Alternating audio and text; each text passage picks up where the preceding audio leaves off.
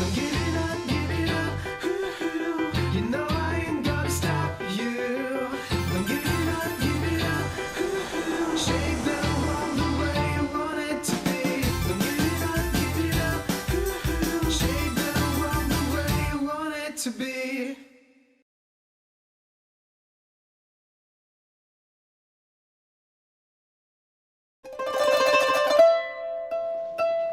¿Alguna vez te has perdido entre las calles que le dan forma a la judería de Córdoba? ¿Sabías que la Casa de Sefarad es uno de los pocos lugares en el mundo en difundir el legado de los judíos sefardíes de España? ¿Conoces los secretos que esconde la sinagoga? ¿Y conoces la figura de Maimónides? ¿Todo esto? En Paseando por Córdoba.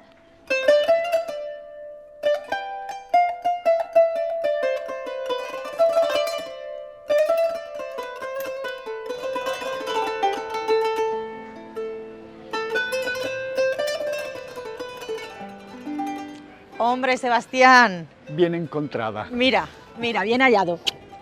Mira dónde estaba yo y estaba pensando en ti. Digo, yo ahora que voy a hablar con Sebastián, me tiene que explicar qué tenemos aquí, porque hoy partimos desde este punto y nos vas a explicar una zona con muchísima historia de Córdoba. Con mucha historia. Esto es el 17 de diciembre del año 94. Ah. La UNESCO declara a el casco histórico y la judería de Córdoba como Patrimonio de la Humanidad. Ser Patrimonio de la Humanidad no necesitamos que la UNESCO lo reconozca. Somos un Patrimonio de la Humanidad. Otra cosa diferente es que nos lo creamos ¿O no? y que trabajemos en ello. Claro. Pues cuéntame, ¿qué me vas a mostrar hoy? Porque vamos a dar un paseo, además hace buen tiempo, Hace la un zona día es preciosa, es un precioso. día para pasear por aquí. ¿Qué me vas a mostrar? ¿Qué es lo mejor que se puede hacer en Córdoba?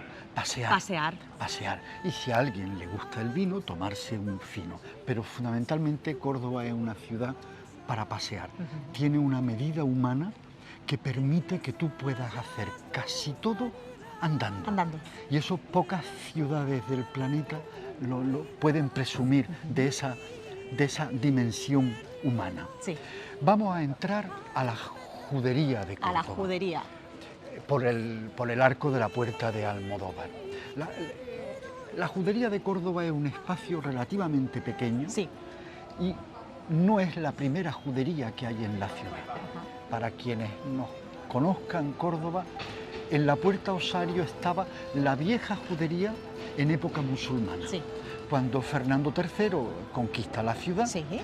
permite y favorece que los judíos se puedan instalar cercano al ámbito del poder, Sí. que es esta zona, la judería de Córdoba. Así que estamos en la judería bajo el reino de Castilla, Ajá. bajo el dominio o la hegemonía cristiana. Hay un conjunto de calles muy sorprendente, Sí. es un pequeño laberinto equilibrado que te permite no pasar mucho frío en invierno y no pasar mucha calor En verano. Oh, qué importante es eso. Eso, para una ciudad como esta, en el sur de España, en Andalucía, es fundamental. Nuestra judería es una judería que en un momento determinado de la historia Sí. tiene una proyección comercial e intelectual importante. Importante. Aunque la comunidad judía es una comunidad pequeña, numéricamente hablando, en época de Al-Ándalus y en época cristiana es una comunidad influyente, para bien y para mal. ¿Y para mal también? Sí, para mal también. ¿Por qué? Nosotros tenemos una característica que se ha convertido en un estereotipo, pero que tiene parte de verdad. Sí. Cuando tú ves que a alguien le va Sí. bien, no sientes admiración. En esta tierra nuestra lo que sentimos es sospecha.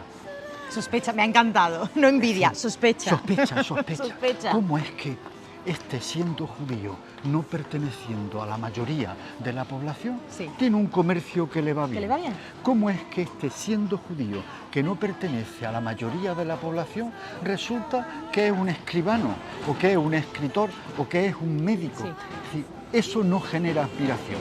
En las sociedades que no avanzan, lo que genera es sospecha. Sí. Y de la sospecha salen otros estereotipos, que hablaremos de ello en otro momento. Vamos a entrar en la única calle de la judería Sí. que mantiene su nombre Sí. desde la época medieval. Es decir, todos los nombres que vean nuestros Sí. conciudadanos en las calles Sí. son modernos. Sí, La calle de los judíos desemboca casi sí, cercana a la mezquita de, Sí. de Córdoba. Tuvo un momento en la historia que cambiaron el nombre. ¿por qué? No, le cambiaron el nombre por Maimónides. Cuando Ajá. se construye la estatua, etcétera, se dice, y duró muy poco tiempo, Sí. porque volvió a llamarse Volvió como otra vez. siempre había sido, Claro la que calle sí. de los judíos. Calle de los judíos. Esta calle, ¿qué representa? ¿Por qué ese nombre tan simbólico? ¿Qué representa en la ciudad esta calle?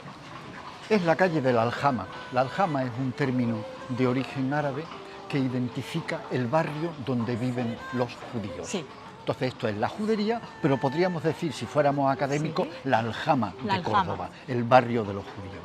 En esta calle, durante determinadas épocas, vivían artesanos, plateros, gente que trabajaba el cuero, Sí. la joyería. Y alrededor de la calle estaban Sí. los oficios que hoy llamamos liberales. El médico, el traductor, el escribano, porque en un momento determinado Sí. nuestros judíos y sobre todo nuestros judeoconversos mantienen esos oficios. Sí. El barrio de la judería y esta calle cambia radicalmente en junio del 1391. Para quienes nos vean Sí. y nos escuchen, 1391 es una fecha fatídica en la memoria judía Sí. hispana. En 1391, 100 años antes Sí. de la conocida expulsión, Sí. que todo el mundo sabe Sí. la fecha, 1492, Sí. 100 años antes, las grandes juderías hispanas desaparecen. Desaparecen, como si fuera una explosión que tiene un efecto a lo largo de Sí. los meses, empieza en Sevilla, con la destrucción de la judería de Sevilla. Inmediatamente después Carmona, después Écija, llegan a Córdoba. Llegan a Córdoba. De Córdoba a Andújar, de Andújar a Úbeda y a Baeza, Sí. de Úbeda y Baeza a Ciudad Real. Así podíamos hacer el recorrido de completo. toda la península. Hay un pogromo, el término pogromo significa la destrucción. Sí. Se suceden una serie de acontecimientos que la gente no lo conoce porque no tenemos herramientas, pero que coinciden varios factores. Sí. Ha habido una guerra civil en España. España tiene muchas guerras civiles Sí. a lo largo de la Sí. historia. Una de ellas es la conocida como la Guerra de los Trastamara. Conocen el público Sí. a Pedro I, llamado el Cruel El o el Cruel. Justiciero, Sí. y su hermano Enrique. Ahí hay una guerra. Sí. Hay otro suceso. A mediados del siglo XIV, Sí. la epidemia más grande, la pandemia más grande que tiene Europa es la conocida como la peste negra, Sí. que deja al continente europeo y a nosotros, a los hispanos, Sí. absolutamente destrozados. La agricultura desaparece, el comercio desaparece. Prácticamente todo. Hay más de un 10% de la población de Europa, Sí. incluida la península Sí. ibérica, que muere la gente por la Sí. peste. Eso genera una crisis social, política y económica, y cuando hay crisis, la Sí. población busca a los responsables. Claro. Nunca pensamos que somos responsables Responsables de de una lo que crisis, pueda ocurrir, sino claro. que buscamos Buscamos a alguien quien lo sea. fuera de nosotros. ¿Y quién era el chivo expiatorio?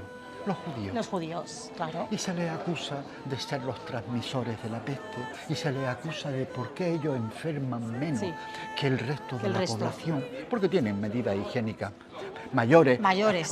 Hay una serie de razones. De razones. Pero Todo eso es- confluye Sí. en 1391 y Pues- esta judería desaparece. Desaparece. Pues espérate, porque yo tengo a mi compañera Andrea, que ya la estoy viendo yo por allí, porque hay un punto muy importante en esta calle que tú conoces más que bien, que es la casa de Sefarad.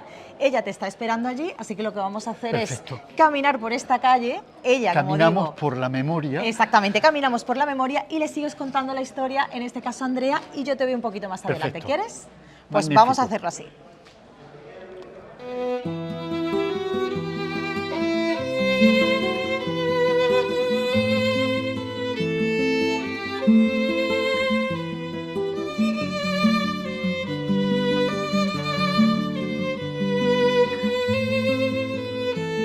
Muy Hola, buena, Sebastián, yo Andrea. te estaba ¿Qué aquí tal? esperando. ¿Qué tal?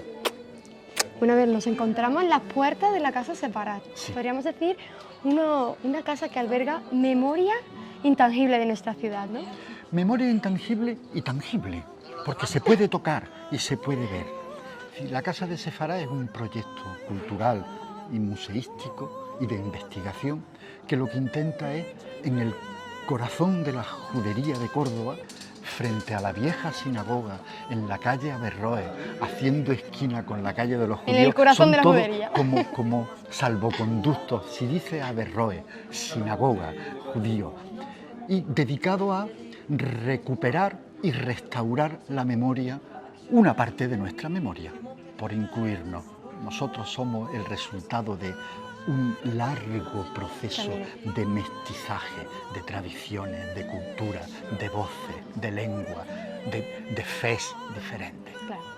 Pues si te parece, vamos a entrar y me Perfecto. enseña un poquito por dentro. Perfecto, entramos. Pasa. Entramos al patio. Es un hermoso patio. Precioso. Poco cordobés en el sentido de que no tenemos muchas flores, pero es un patio muy íntimo, muy sorprendente. El origen de este patio, patrimonialmente hablando, es finales del siglo XIV. Celebramos conciertos, seminarios, tertulias, conferencias. Sí, te iba a decir, Es porque nuestro salón de actos. Hacéis muchísimos eventos también aquí en la Casa Sefardí. Mucho, no paramos, no paramos. Aunque somos un centro privado sin ningún tipo de subvención pública ni de otro tipo, somos un centro muy activo. Necesitamos hacer cosas porque creemos en el concepto de la cultura como conocimiento, no la cultura solo como entretenimiento. Hay una diferencia entre entretenerse y conocer. Pues este es un centro de conocimiento. Una manera también de hacer llegar a toda la población nuestra cultura tan importante que teníamos en nuestros antepasados. Claro, pero no solo en nuestros antepasados, es que la forma que tenemos de hablar, la forma que tenemos de comportarnos, nuestra propia memoria genealógica, la música, lo que nos han cantado de chicos, algo de lo que comemos, todo está atravesado por la memoria, aunque no lo sepamos, aunque no nos lo hayan contado, aunque no tengamos herramientas para descubrir que la canción que me cantaba mi abuela por la noche tiene algo que ver con la memoria sefardí, con nuestra memoria judía. Además, aquí también en esta casa, como usted ha dicho, también un punto clave también es en la música, ¿no? Hacéis también eventos musicales. Continuamente. Pero no solo conciertos o talleres musicales, sino que cuando el público entra, cada cierto tiempo, 15, 30 minutos, personal del equipo de trabajo de la casa canta. Y canta en árabe, porque fue una lengua de esta ciudad. Y canta en hebreo, porque fue una lengua de esta ciudad. Y canta en castellano, porque es la lengua común que ahora tenemos. Pero canta también en la lengua de nuestros judíos expulsados, en judeo-español. Y canta en italiano, porque hay canciones italianas que hablan de la diáspora de los sefardíes. La música es un elemento fundamental para transmitir conocimiento. Efectivamente. De hacer Normalmente llegar. no ocurre porque si no tienes buena voz o si no tienes los recursos necesarios puede salir mal, pero si tienes el privilegio de gozar de alguien que sepa cantar, al público lo sorprendemos cantando. Pues si te parece, vamos caminando y bueno, de esas 9 salas, cuéntanos un poquito acerca de ellas. Os quiero hablar de una sala muy especial. Vale. Dirígete conmigo por aquí. Es la última sala que hemos abierto en el museo. Es una sala dedicada solo a mujeres. Algunas son conocidas en su ámbito y otras son absolutamente anónimas y desconocidas. Y le hemos puesto rostro y le hemos puesto historia. Y lo contamos. Tenemos el privilegio de que un pintor, afincado en Córdoba de un gran prestigio, Luis Celorio, nos ha hecho en dibujo y en óleo sobre tabla la colección de una serie de mujeres que no mucha gente las conoce, pero salen de aquí diciendo no me puedo creer que esta médica, que esta cantante, que esta poeta, que esta galerista, que esta científica hayan existido y no sepamos que existen. Que existe. Una sala maravillosa que alberga muchísimo conocimiento. Sí, pero sobre todo por el asombro. Es Sí, porque tú dices, puede haber una, dos mujeres conocidas. Aquí tenemos veintitantas Muchísimas. y muchas más en la biblioteca para Efectivamente. mostrar que el 50% de la población del mundo tiene una ubicación en esta casa. Pues si te parece vamos a ir saliendo y nos vamos a dirigir a otra zona que también es muy importante en la judería porque nos encontramos en todo el corazón de la judería y vamos a seguir hablando de ella. Bueno, y llegamos a otro punto clave de la judería, la sinagoga. Es una maravilla. La sinagoga de Córdoba es un lugar muy especial, que se publicita como muy pequeño, pero se debería de publicitar como Como muy muy grande. hermosa. Es el último ejemplo y el único que hay en Andalucía Efectivamente. que se mantiene en su estructura. Es una sinagoga de mediados del siglo XIV que dura hasta el momento de la expulsión. Está profusamente decorada con mocárabe, con elementos vegetales, con elementos geométricos y con textos provenientes de los proverbios de la tradición judía, de los salmos bíblicos, y es un espacio muy singular. Frente a las grandes sinagogas de Toledo, enormes y monumentales, esta es una pequeña joya en el corazón de la judería. Pero nunca más diga nadie, es muy pequeñita. muy pequeña. Hay que decir, es muy hermosa. Bueno, esta sinagoga tiene dos salas, ¿no? Tiene un espacio para los hombres y un espacio para las mujeres en la primera planta. Ha pasado por muchas vicisitudes, pero hoy en día está recuperada y es disfrutable. El único problema es que el exceso de masificación Claro. puede provocar que no disfrute de este espacio, porque aquí podríamos cantar algún canto de sinagoga hermosísimo. Son artesanos musulmanes con una enorme influencia de los que están construyendo la Alhambra en ese momento, porque se reproducen el mismo tipo de motivos geométricos y de motivos vegetales en esta sinagoga. Podemos pensar e imaginar, aunque no podamos demostrarlo, que los artesanos que trabajan en la Alhambra están trabajando en la sinagoga de Córdoba, costeada por la pequeña comunidad judía de ese momento en la ciudad. Precioso, pues si te parece, vamos a seguir caminando porque todavía nos queda el último punto de este recorrido de nuestra judería y allí te va a esperar mi compañera Amparo para explicar, para que usted le cuente toda la historia que hay detrás de aquella plaza tan bonita, ¿sí le parece bien? Allí vamos. Venga.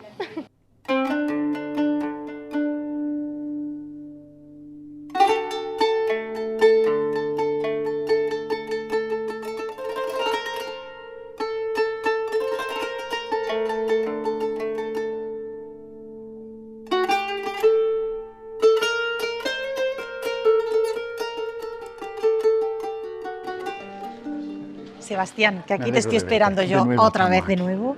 Oye, qué cantidad de gente hay aquí. Claro, Frente un punto a una fundamental. figura excepcional. Maimónides. Maimónides. Maimónides.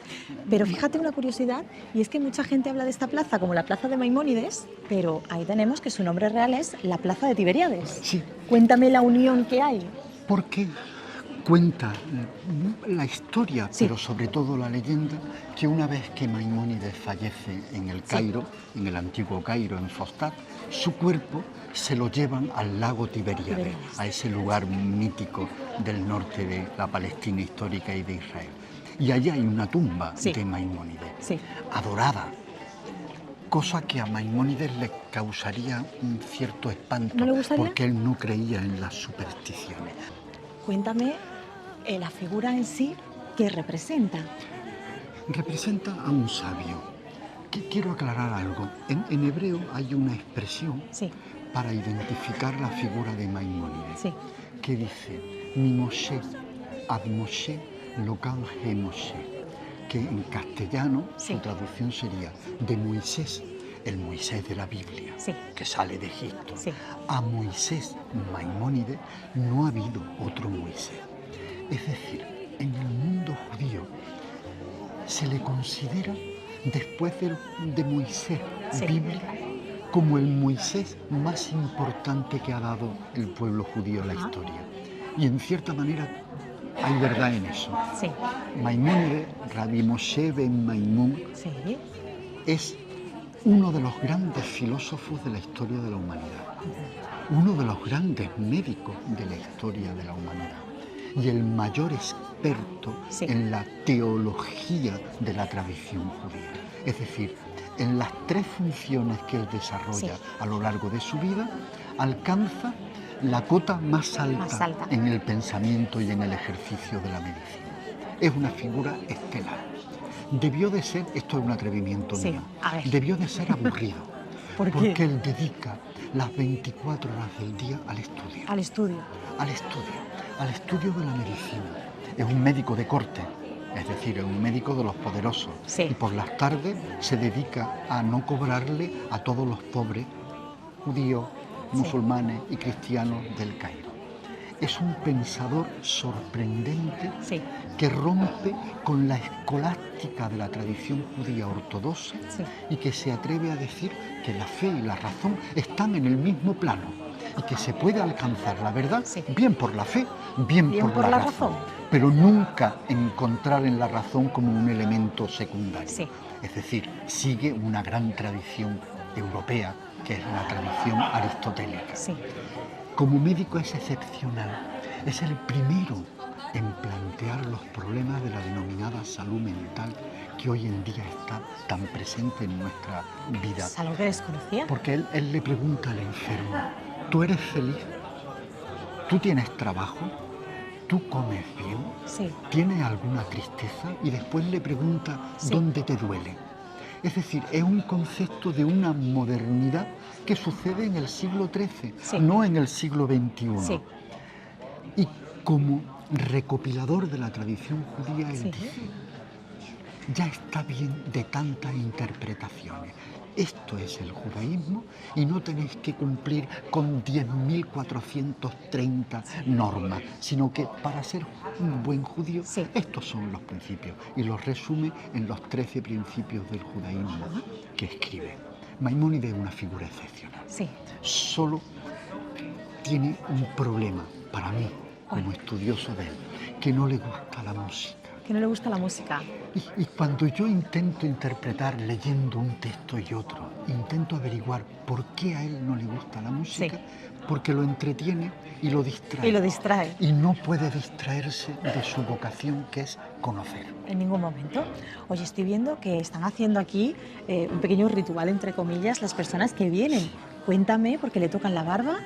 Le tocan la barba y le tocan las babuchas Sí. con la idea de voy a tener salud o voy a tener conocimiento. Y como Sí. es de bronce la estatua, Sí. al continuo roce sale un tono dorado. Un tono dorado. Forma parte de las tradiciones que en el turismo de masa se ha convertido en una, mientras que no dañen Por la supuesto, y estatua, no molesten. que se sigan Claro. manteniendo esta tradición a mí no me parece mal. Hombre, por supuesto. Pero el conocimiento no se lo va a dar Maimónides, se lo podría dar estudiar a Maimónides. Eso sí.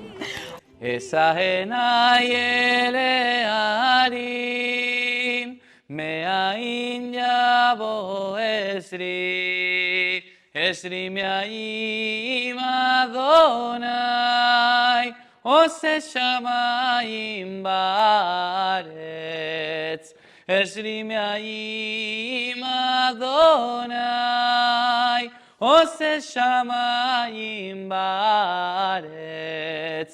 Esagenai elearim, meaim yabo esri, esri meaim Adonai, ose shamayim baretz.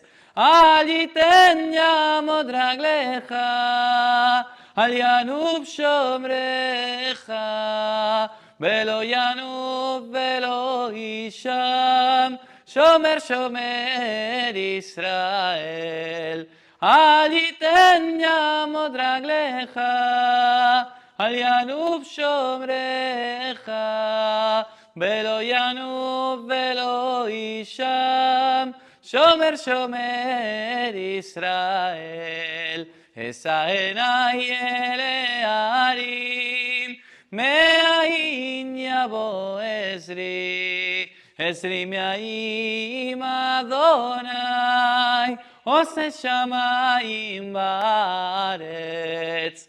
Esrimeim Adonai,